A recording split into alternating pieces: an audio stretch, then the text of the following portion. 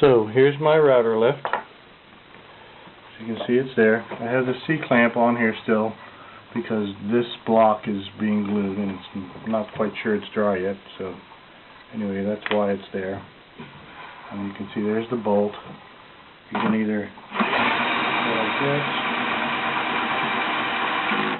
move it up fast, or you could even just go like this with your hand. If you want to go, pretty slow. You can see it's really very easy to turn. And it's a 16 threads per inch, so one time around is 1/16 of an inch. 3, 4, so there's a 1/4 inch right there. Let's bring it back up so I can put the bit in there. I'll just put this bit in there just for fun. Not going to actually route anything right now.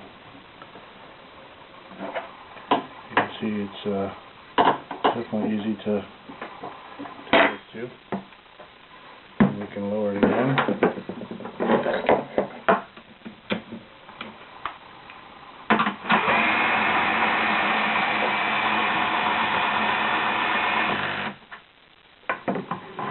You can see that it goes all the way down far enough that even with the bit on there, it is below the surface. So that's how it works. Here's what it looks like underneath. This front part here is the more exciting part.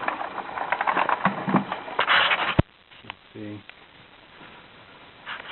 Here's the tracks there, and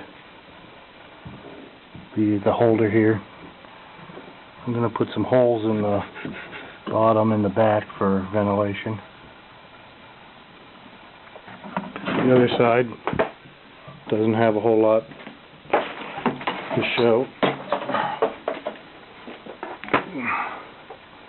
but there it is.